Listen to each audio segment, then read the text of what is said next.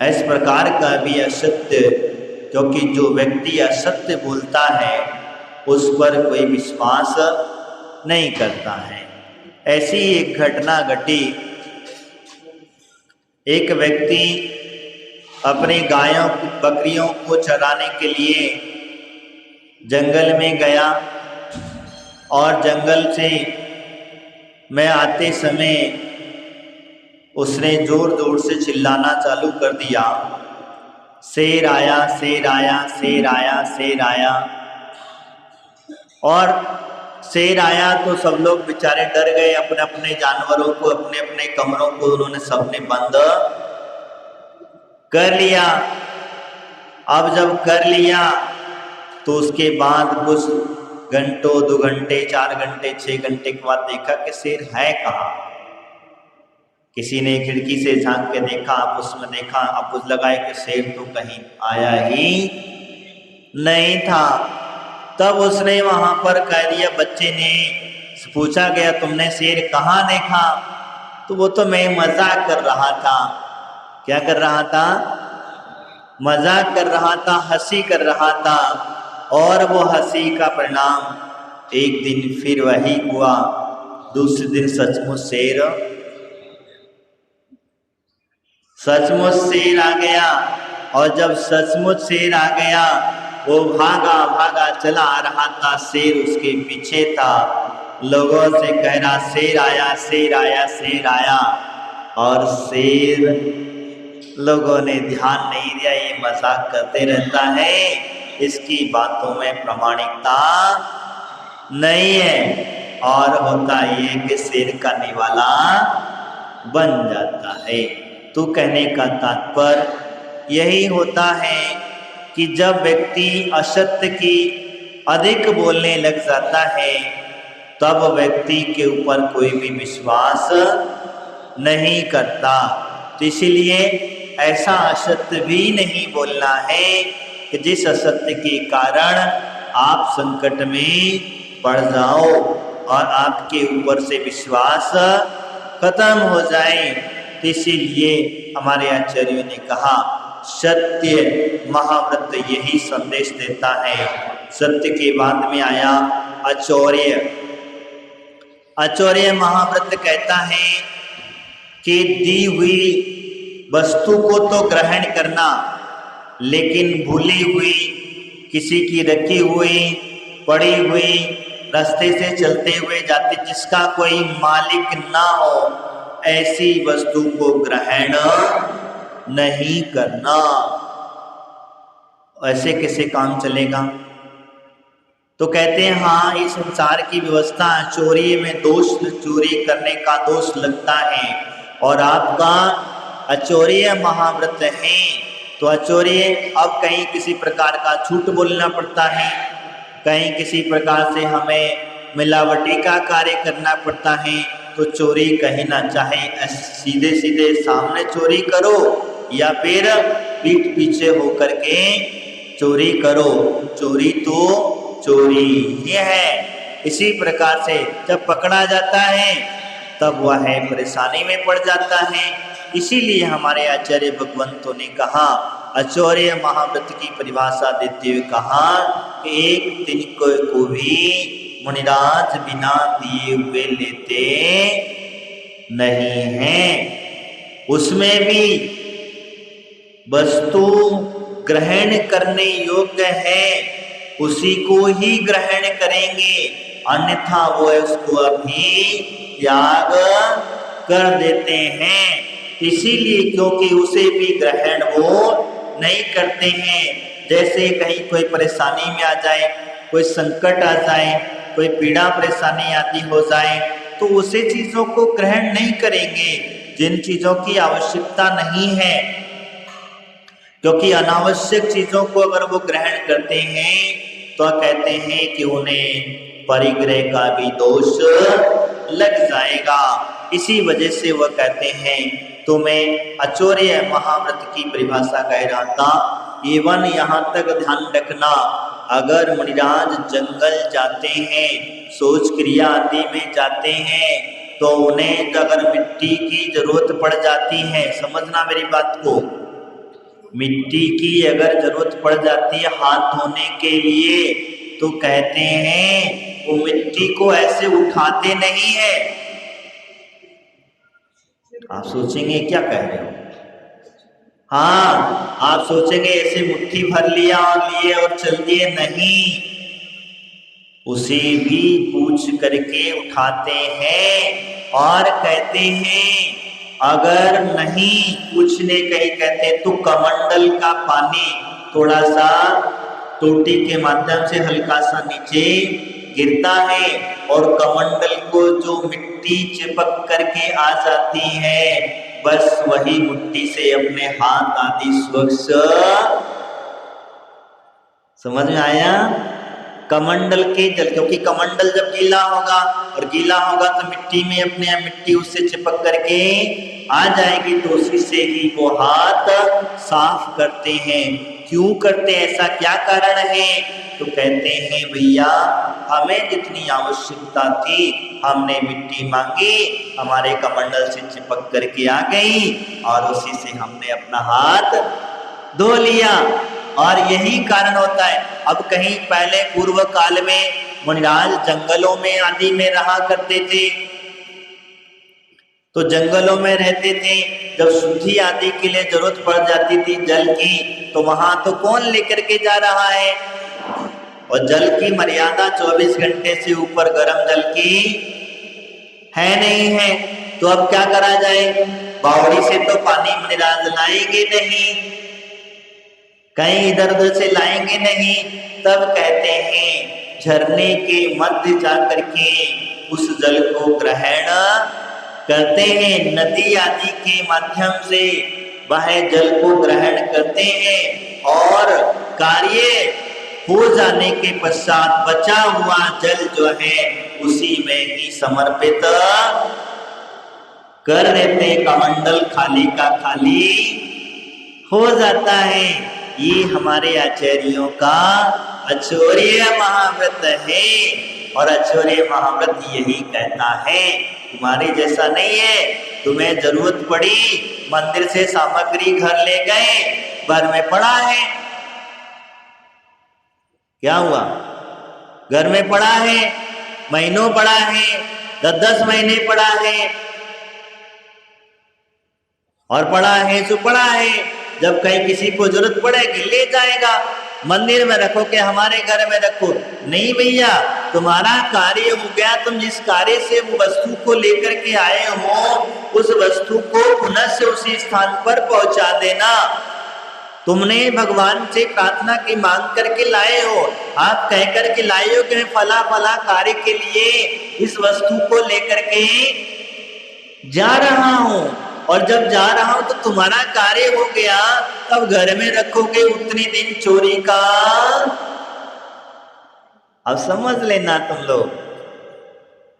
तो इसीलिए उतने देर तक हमारे घर, क्योंकि अपना काम हुआ तुरंत उस वस्तु को वहीं की वहीं पहुंचा देना। आप बताइए, कोई वस्तु किराए की लेकर के आते हो, लेकर के आते हो, लेके आते हो, लेके आने के बाद में आपका रेंट होता है, एक दिन के हिसाब से रेंट मिलता है, घंटे के हिसाब से रेंट मिलता है। आप जैसे जैसे वस्तु को घर में रखे रहोगे कितना क्या होगा? रेंट बढ़ता चला जाएगा। उसका रेंट जब बढ़ता चला जाएगा तो रेंट जब बढ़ेगा तो भी आप तुरंत जमा कर दोगे, यहाँ कौन सा रेंट हमें देना है? नहीं भैया, यहाँ भी रेंट लग रहा है। ये ना समझो कि तुम्हें रेंट नहीं लग रहा है, यहां भी तुम्हें वही रेंट लग रहा है, वहां पैसा देना पड़ता है और यहाँ कर्मों का रेंट लग रहा है।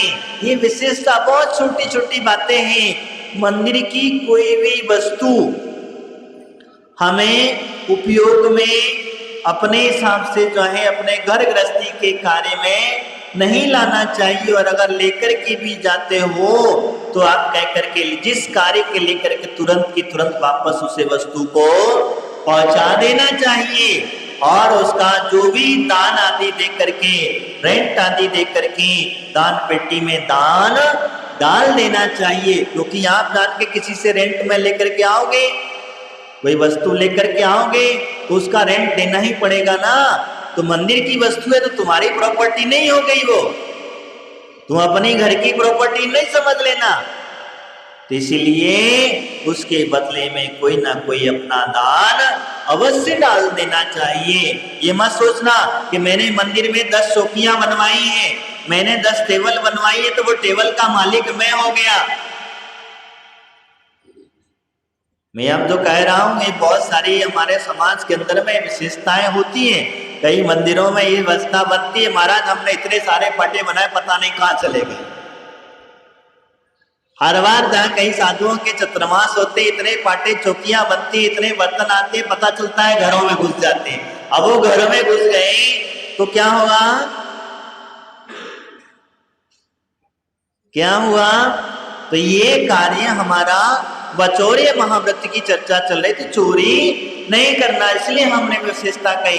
तो मंदिर की अगर सामग्री की आप चोरी करोगे तो क्या, एक तो दिन दहाड़े चोरी करके ले, सबके सामने लेके गए हो, चोरी छुपके नहीं लेके गए हो, क्या एक सामने सामने से लूट रहा है, एक पीछे पीछे से लूट रहा है, तो सामने सामने से लेकर के गया है। तो मेरा कहने का तात्पर्य इतना ही है, बस यही कहना चाहता हूँ कि चोरी जो चीज होती है उसका कहने का तात्पर्य कोई भी वस्तु हो, कैसे भी हो, हमें बिना मालिक को पूछे, बिना परमिशन लिए उस वस्तु का ग्रहण नहीं करना चाहिए। भले ही वो चाहे आपने क्यों ना दान में दे दी हो, और दान में दी हुई वस्तु अब तुम्हारा कोई अधिकार नहीं है, क्योंकि अगर तुमने उस पर अधिकार जमाया तो ध्यान रखना तुम्हारा दान अभी नहीं हुआ है, वो दान नहीं हुआ अभी तुम्हारा।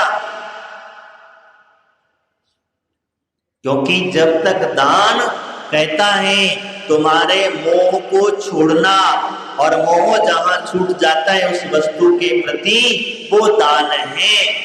इसलिए तो दान के लिए कहा जाता है लोभ को हटाना, वही जिसमें बार बार यह कहा। तो हम चर्चा कर रहे थे अचौर्य, लेकिन मुनिराज जो होते हैं इन सब चीजों से परे हुआ करते हैं, इसी वजह से ये सब चीजों का जहां की जहां से उपयोग करें और वहीं की वहीं छोड़ करके चल देते हैं। उन्हें अपने साथ में कोई परिग्रह ले जाने की आवश्यकता नहीं होती है। एक दिन का भी बिना दिया हुआ ग्रहण नहीं करते। वो भी कहते हैं नवदा भक्ति पूर्वक अगर आप देते हैं उसी को ही ग्रहण करते हैं, बिना उसे ग्रहण करते क्या? आपके टेबल पर आपने चौका लगाया और वहां बहुत सारी सामग्री, आपने भोज्य सामग्री बनाई, कभी कोई अपने हाथ से उठाते? उठाते क्या? नहीं। चिटाई हो, पाटा हो या आदमी पिछी हो, कमंडल हो, आप देते हैं वही ग्रहण करते हैं। शास्त्र आदि जो है वह आप देते हैं, उनके हाथ में जिनवाणी वही वो ग्रहण करते हैं। और उसके बाद में उपयोग हो जाने के अगर उन्हें कोई शास्त्र की जरूरत पड़ जाती है तो मंदिर में जो भी व्यवस्थापक होते हैं उनसे पूछ करके उस शास्त्र को लेते हैं और लेकर के काम आ जाने के बाद पुनः से उसे उसी स्थान पर पहुंचा दिया जाता है। यही कारण होता है हमारे मुनिराज अचौर्य महाव्रत के धारी हुआ करते हैं। अहिंसा, अहिंसा, सत्य, अचौर्य। अब इसके बाद में क्या आएगा? अपरिग्रही। परिग्रह उनका नहीं होता है, अपरिग्रही होते हैं। और अपरिग्रह की परिभाषा में कहते हैं किसी भी रंच मात्र भी उनके तन पर परिग्रह नहीं रहता। एवं परिग्रह के बारे में कहा जाता है कि शरीर को भी वो अपना नहीं मानते। अरे इतना बड़ा कार्य है। पर वस्तु की तो बात अलग है, पर द्रव्य की तो बात अलग है। वो अपने शरीर को भी अपना नहीं मानते हैं। तो जब शरीर को अपना नहीं मानते, अरे हाँ भैया तुम कहेंगे तो इसका माध्यम है माध्यम है, मोक्ष मार्ग पर चलने का रास्ता है, लेकिन शरीर को अपना स्वीकार नहीं करते हैं। तभी तो जाकर के कर्मों से निर्जरा प्राप्त होती है। हमने आश्रम के 57 वेदों के अंदर में 7 प्रकार के औदारिक, वैक्रिक, आहारक आदि शरीरों की चर्चा करती, काय योग की चर्चा करी थी हम लोगों ने। इन शरीरों को भी वह त्याग देते हैं। तो फिर क्या होगा? हाँ, माध्यम है। तो इसीलिए जिस प्रकार से हमें शरीर के प्रति उसे इतना दंड भी नहीं देते हैं और उसे कष्ट भी नहीं देते हैं और इतना सुखी भी नहीं बनाते हैं।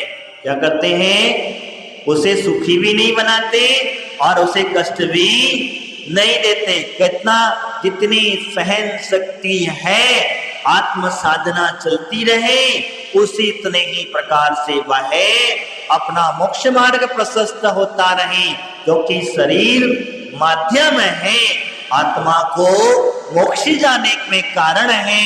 तो अभी शरीर छोड़ने का कार्य नहीं है, लेकिन रहते हुए भी परिग्रह नहीं मानना, ये सबसे बड़ी बात है।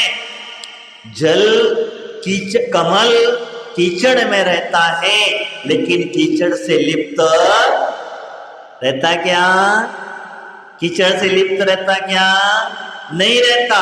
जैसी प्रकार से मुनिराज इस शरीर के माध्यम जरूर है, इससे साथ जरूर रखते हैं, लेकिन इससे लिप्त नहीं रहते हैं। वो तो अपने आत्मचिंतन का ध्यान करते हैं, आत्मा की ओर ध्यान रखते हैं। और इसी कारण है, यही अवस्था है, जिस व्यक्ति का, जिस जीव का आत्मा की ओर ध्यान होता है, उस शरीर की ओर ध्यान नहीं जाता।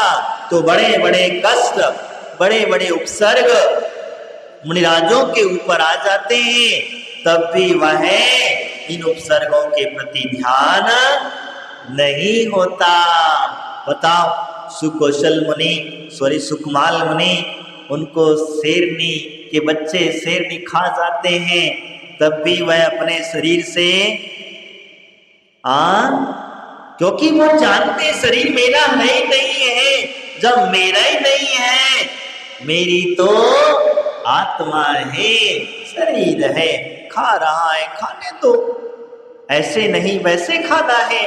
जिस दिन मैं शरीर को छोड़ करके जाऊंगा, या तो तुम मुझे जला दोगे या जानवर खा जाएंगे। खाना तो है कि नहीं है? खाना है कि नहीं खाना है? जलना तो है कि नहीं जलेगा? चलेगा। लेकिन वो कहते मैं मेरे अंतरात्मा को छोड़ करके शरीर में प्रवेश क्यों करूं? अच्छा, इसने मेरा उपकार किया। क्या उपकार किया? बल्कि कह रहे हैं, बताओ, वो कह रहे हैं इन्होंने मेरा उपकार किया, इस श्याली ने, उस बच्चों ने, इसके ने मेरा उपकार किया। शरीर को त्याग कराने में अब मैं सिर्फ अंतरात्मा में ध्यानस्थ अवस्था में डूबे रहे, यही तो कारण है। जब शरीर के ममत्व भाव छूट जाता है, तभी तो मुनिनाथ हमारे जो है अब परिग्रह की बात करते हैं, उनके शरीर पर तन मात्र भी परिग्रह नहीं रहा करता है। इस भोग काल के युग के अंदर में, भोग विलास के अंदर में भी आज भी हमारे दिगंबर मुनिराज दिगंबरता की चर्या का प्रभान कर रहे हैं। क्यों कर रहे हैं? क्योंकि उनका शरीर से कोई भान नहीं है। इस कड़कड़ाती हुई सर्दी में भी मुनिराज आज भी निर्वस्त्र रहा करते हैं। आप बताओ, एक चटाई में, 2 चटाई में रह करके क्या कभी सर्दी मिट सकती है? इतनी कड़कड़ाती की ठंड में कितना भी तुम हीटर लगा दो, लाइट लगा दो, कुछ भी लगा दो, लेकिन फिर भी सर्दी तो सर्दी रहने वाली है। बरसात हो, ठंडी गर्मी हो, गर्मी के अंदर में भी तब ये साधना है, परिचय है। इसमें आगे चर्चा होगी, शायद मेरे हिसाब से होगा। 22 परिचय को सहन करते हैं। हाँ, 22 परिचय जो होते हैं, इन परिचय आदियों को चयन करते हैं। 22 परिचय की चर्चा हम करेंगे। इसी प्रकार से हम कह रहे थे एक एक परिचय को कैसे कैसे हमारे दिगंबर मुनिराज सहन करते हैं। इसलिए मैं जो कह रहा था तो अपरिग्रह, और जब तक अपरिग्रह की भावना अंदर से नहीं होगी तब तक वह मुक्ति को प्राप्त नहीं हो सकता है, मुक्ति को प्राप्त नहीं हो सकते, कर्मों की निर्जना नहीं कर सकते। अगर परिग्रह से ही मुक्ति मिलती तो तीर्थंकर भगवान हमारे जो है वो घर में रह करके भी मोक्ष चले जाते, उन्हें बन जाने की जरूरत नहीं पड़ती, उन्हें वस्त्र धारण त्यागने की जरूरत नहीं, क्योंकि उनका तो निश्चित हो चुका था, तीर्थंकर प्रकृति का बंद हो गया था और वो मोक्ष जाना निश्चित था, उनका समय पूरा हो रहा था। अब वो त्याग करते या न करते, नहीं भैया, मार्ग तो यही है सच्चा, क्या परिग्रह का त्याग करना ही सच्चा मार्ग है, इसी से ही मुक्ति मिलने वाली है। अगर चाह करके भी अगर वो सोचते भी कि मैं परिग्रह सहित मुक्ति को प्राप्त कर लो तो संभव नहीं था। इसीलिए तो सौधर्मेंद्र को चिंता हो गई, सौधर्मेंद्र को चिंता हो गई कि भगवान की 83 लाख पूर्व की आयु बीत चुकी है। कौन की? आदिनाथ भगवान की 83 लाख पूर्व की आयु बीत चुकी है, 1 लाख पूर्व मात्र शेष बचे हैं। कब भगवान कर्म खपाएंगे, कब हम लोगों को दिव्य देशना मिलेगी, कब उनका ज्ञान करेगा और कैसा होगा? कहीं ऐसा तो नहीं कि भगवान को इस संसार राज्य पाठ से राग तो नहीं हो गया, मोह तो नहीं हो गया, लेकिन वो तो सम्यक दृष्टि थे, सायक सम्यक दृष्टि जीव थे, तद्भव मोक्षगामी थे। लेकिन कहते हैं कि अभी वैराग्य का निमित्त ना बना है, और वैराग्य का निमित्त जहां वो देख लेंगे वहीं ये घर परिवार छोड़ करके चल देंगे। तभी उसने सौधर्मेंद्र ने युक्ति लगाई, और उस युक्ति का नृत्य था नीलांजना का नृत्य, और उसे देख करके भगवान आदिनाथ प्रभु वैराग्य को प्राप्त हुए। और वहीं से इसके पूर्व से भी ये परंपराएं चलती आ रही हैं, इसके पहले भी और भी तीर्थंकर हुए और होते हैं, होते रहेंगे। इसी प्रकार से कोई ना कोई निमित्त मिलता है, आत्मा का उत्थान होता है, वैराग्य की तीव्रता बढ़ जाती है, और जब वैराग्य तीव्रता पर आ जाता है तो वह अपने तन से भी वह कहते हैं परिग्रह नहीं रखते। परिग्रह की बात आई, एक छोटा सा उदाहरण बताता हूँ। एक बार एक सन्यासी की इच्छा हो परिग्रह त्याग किया, सब कुछ किया, उसे अपने मन में एक विचार किसी भक्त ने कहा कि भाई आप लोग लंगोटी क्यों नहीं लगाते हो? क्या हुआ? आप लोग लंगोटी क्यों नहीं लगाते हो? नग्न रहते हो, अच्छा नहीं लगता है। बहन बेटियां निकलती हैं, स्त्रियां निकलती हैं, उनको देख करके शर्म आती है आप लोग, आपको देख करके, तो आप एक छोटी सी लंगोटी लगा लें तो बड़ा अच्छा होगा। अच्छा ठीक है, उसकी बात को मान करके उस सन्यासी ने लंगोटी क्या हुआ लगा ली। अब लंगोटी लगा ली तो लंगोटी को धोनेगा कौन? क्या हुआ? लंगोटी धोएगा कौन? लंगोटी को क्या नाम है सुखाएगा कौन? सुरक्षा कौन करेगा?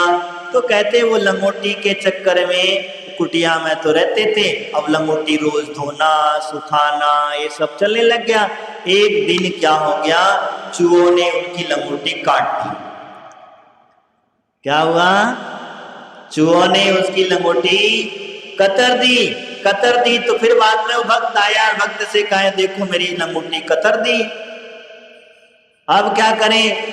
तो महाराज एक काम करो, बिल्ली पाल लो। क्या हुआ? बिल्ली पाल लो, चूहा नहीं आएंगे, तुम्हारी लंगोटी बच जाएगी। अच्छा ठीक है, उसकी बात को मान करके उसने कह दिया भैया बिल्ली भी पाल ली। अब बिल्ली पाल ली तो बिल्ली के लिए क्या चाहिए? दूध, बिगर कैसे काम चले? बिल्ली बेचारी चिल्लाती रही तो मुझे कहा दिया मेरा धर्म ध्यान नहीं हुआ, तो एक काम करो इसके लिए गाय पाल लो। गाय पल गई। अब देखना कितना कैसे कैसे संसार बढ़ता है। गाय पल गई, अब गाय के लिए क्या चाहिए? चारा। तो चारा चाहिए तो बेचारे ने खेत भी ले लिया। अब खेत को करने चारा ऐसे तो आएगा नहीं। क्या हुआ? उस एक लंगोटी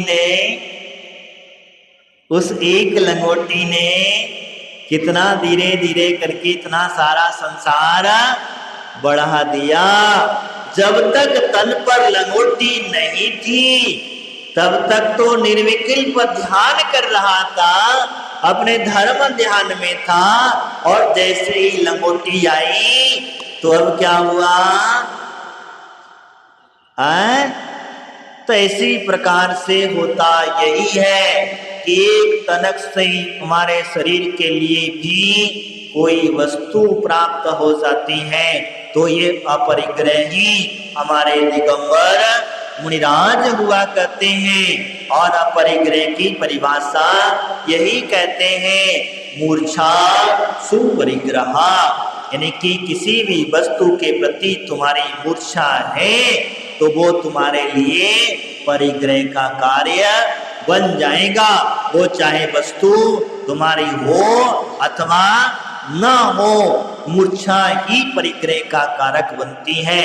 वो लंगोटी के प्रति मूर्छा आई, मूर्छा से उसने बिल्ली मंगाई, बिल्ली ने गाय मंगाई, गाय ने खेत मंगाया, घास मंगाया, उसको रखवाली करने के लिए उसने कह दिया महाराज अब तुम शादी कर लो, दोनों काम होते रहेंगे। क्या? तुम्हारी सेवा की सेवा, भोजन का भोजन पकता रहेगा, और गाय की देखभाल होती रहेगी। अब शादी कर ली तो शादी करने के बाद क्या होगा? क्या? शादी करने के बाद क्या होगा? तो कहते राम नाम सत्य वैरागी को दिमाग सरक गया। उसने कहा ये लंगोटी नुकसानदायक है, तो उसने कहा ये बड़ी लंगोटी और चले कि लंगोटी नहीं होगी तो संसार का झंझट ही ना होगा। यही कारण तो मैं आपसे कह रहा था, अपरिग्रह की चर्चा कर रहा था। हमारे दिगंबर मुनिराज इस प्रकार की भावनाएं भाते हैं, और वो सर्दी गर्मी बरसात आदि में भी परिग्रह का उपयोग नहीं करते हैं, और भक्त लोग कर भी देते हैं, दे रख भी देते हैं, तब भी उनका उसके प्रति मूर्छा के भाव नहीं होते हैं। इस श्रावक का वैयावृत्ति का कर्तव्य होता है। अगर किसी ने लाइट वगैरह लगा दी, हीटर वगैरह लगा दिया, ठंडी में ठंडक जगह की व्यवस्था करा दिया दी, तो वह आप लोगों का कर्तव्य है, हमारा नहीं है। ये तो आप लोगों को पूछना भी नहीं चाहिए। कोई भी मुनिराज हो, कोई भी माता जी हो, आपने देखा कि भाई अगर हमें जब सहन नहीं हो रहा है तो हम कैसे भी करके किसी भी प्रकार से यानी कहने प्रकार ने, क्योंकि हम बचा तो नहीं सकते हैं, लेकिन उससे थोड़ा बहुत कम तो वैयावृत्ति के अंतर्गत में आता है।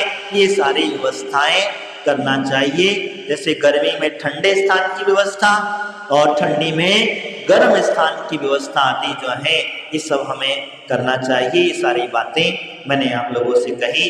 इसके पास में आया ब्रह्मचर्य व्रत, संक्षिप्त में इस बात को पूरा कर रहा हूँ।